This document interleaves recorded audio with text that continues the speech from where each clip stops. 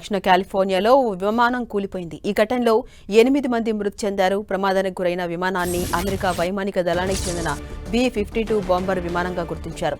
ఈ ఘటనలో 8 మంది అమెరికా వాయుసేన సిబ్బంది ప్రాణాలు కోల్పోయారు. ఎడ్వర్డ్స్ వైమానిక స్థావరం నుంచి టేకాఫ్ అయిన కాసేపటికే ఈ ప్రమాదం చోటు చేసుకుంది. అధికారులు, సహాయక బృందాలు ఘటనా స్థలానికి చేరుకున్నాయి.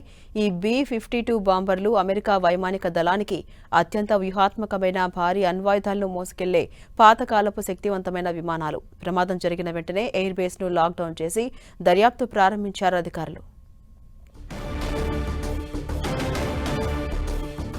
దక్షిణ కాలిఫోర్నియాలో ఓ విమానం కూలింది. ఈ ఘటనలో 8 మంది మరణించారు. ప్రమాదానికి గురైన విమానాన్ని అమెరికా వైమానిక దళానికి చెందిన B-52 బాంబర్ విమానంగా గుర్తించారు. ఈ ఘటనలో మొత్తం 8 మంది అమెరికా వాయుసేన సిబ్బంది ప్రాణాలు కోల్పోయింది.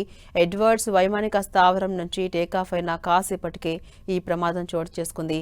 అధికారులు, సహాయక బృందాలు ఘటనా స్థలానికి చేరుకున్నాయి. ఈ B-52 బాంబర్లు అమెరికా వైమానిక దళానికి అత్యంత వ్యూహాత్మకమైన భారీ అణ్వాయుధాలను మోసుకెళ్లే పాతకాలపు శక్తివంతమైన విమానాలు. ఇక ప్రమాదం జరిగిన వెంటనే ఎయిర్ బేస్ ను లాక్డౌన్ చేసి దర్యాప్తును ప్రారంభించారు అధికారులు.